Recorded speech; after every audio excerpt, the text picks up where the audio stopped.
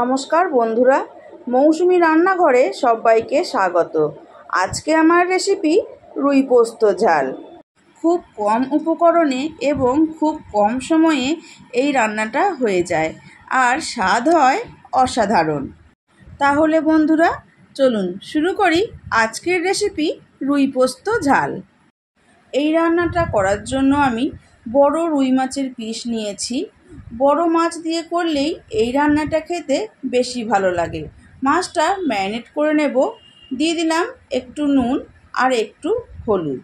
প্রত্যেকটা মাছের গায়ে নুন আর হলুদ খুব ভালোভাবে মেখে 5 থেকে 7 মিনিট রেখে দেব। ততক্ষণে মশলাটা রেডি করে নেব। মিক্সিং বোলের মধ্যে নিয়ে নিচ্ছি 2 টেবিল স্পুন পোস্ত।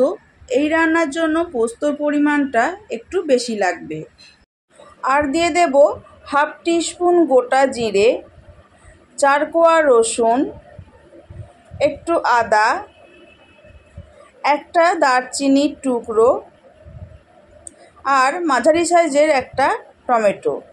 সামান্য একটু জল দিয়ে মশলাটার স্মুথ পেস্ট বানিয়ে নেব। মশলাটার স্মুথ পেস্ট একদম রেডি। দেখুন পেস্টটা ঠিক এই রকম হয়েছে। এই মশলাটা কিন্তু একটু সময় নিয়ে খুব ভালোভাবে পেস্ট করতে হবে, তা না হলে গ্রেভিটা ভালো হবে না। কড়াইয়ে দিয়ে দিলাম সর্ষের তেল। চেষ্টা করবেন যতটা পরিমাণ তেল কম দিয়ে মাছ ভাজার, কারণ মাছ ভাজার তেল এই রান্নাটার জন্য বেশি ইউজ করা যাবে না।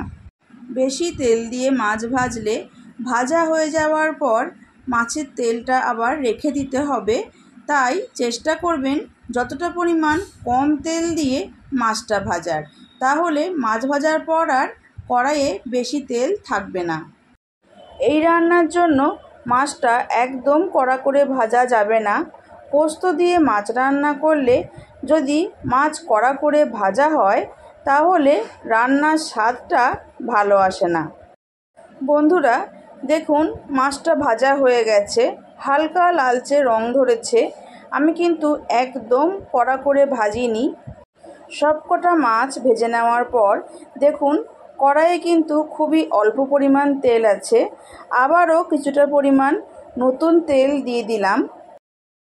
তেল গরম হয়ে গেছে। ফোড়নে দিয়ে দিচ্ছি 2টো তেজপাতা, এলাচ, দারচিনি আর লবঙ্গ। 30 থেকে 35 সেকেন্ড মতো সময় ধরে ফোড়নটা ভেজে নেব। ফোড়ন ভাজা হয়ে গেছে। ফোড়ন থেকে একটা সুন্দর গন্ধ বেরিয়ে আসছে। এই সময় আগে থেকে যে মশলাটা পেস্ট করে রেখেছিলাম সেটা দিয়ে দিলাম। মশলা বাটির মধ্যে মশলা লেগেছিল, তাই সেটা ধুয়ে একটু জল দিলাম। দিয়ে দিচ্ছি স্বাদ মতো নুন আর হাফ টিস্পুন হলুদ। সমস্ত রকম মশলা দেওয়া হয়ে গেছে। এইবার গ্যাসের ফ্লেমটা লো টু মিডিয়ামে রেখে মশলাটা খুব ভালোভাবে কষাবো, যতক্ষণ না পর্যন্ত মশলা থেকে তেলটা রিলিজ করছে। মশলায় যেহেতু পোস্তর পরিমাণটা বেশি আছে, তাই হাই ফ্লেমে মশলা ভাজলে পোস্তটা পুড়ে যাবে। সেক্ষেত্রে রান্নার স্বাদটা পারফেক্ট আসবে না। মশলা খুব ভালোভাবে কষিয়ে নিয়েছি। দেখুন তেলটা রিলিজ করে দিয়েছে। এইবার দিয়ে দিলাম পরিমাণ মতো জল। আমি 5 পিস মাছ রান্না করেছি, তাই এই পরিমাণ মশলা দিয়েছি। আপনারা যেরকম পরিমাণ মাছ রান্না করবেন সেই বুঝে মশলার পরিমাণটা কম বা বেশি বাড়িয়ে বা কমিয়ে নেবেন। দিয়ে দিলাম 10টা কাঁচা লঙ্কা। আমি রান্নাটায় কিন্তু এর আগে লঙ্কা ব্যবহার করিনি, তাই ঝালটা এই কাঁচা লঙ্কার ওপরেই ডিপেন্ড করছে। লঙ্কাগুলো বেশ ঝাল ছিল, তাই আমি 10টা দিলাম। এই রান্নাটা একটু ঝাল ঝাল হলেই খেতে বেশি ভালো লাগে।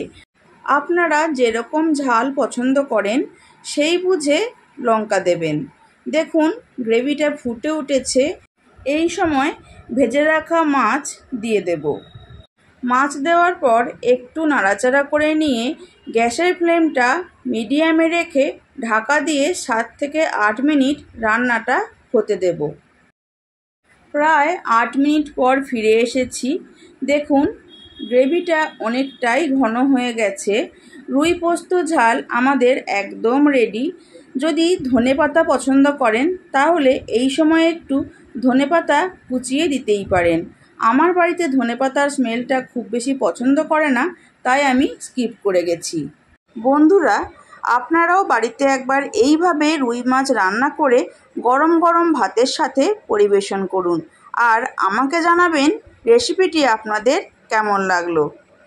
রেসিপিটি ভালো লাগলে চ্যানেলটি সাবস্ক্রাইব করুন, একটি লাইক করুন এবং ভিডিওটি বন্ধুদের সাথে শেয়ার করে আমাকে সাপোর্ট করার অনুরোধ করছি। ফেসবুক থেকে দেখলে পেজটি ফলো করে একটি লাইক করে দিন এবং ভিডিওটি বন্ধুদের সাথে শেয়ার করে নিন। আজকের মতো এই পর্যন্ত। আমি আবার আসবো অন্য কোনো রেসিপি নিয়ে। ভালো থাকবেন, সুস্থ থাকবেন। ধন্যবাদ।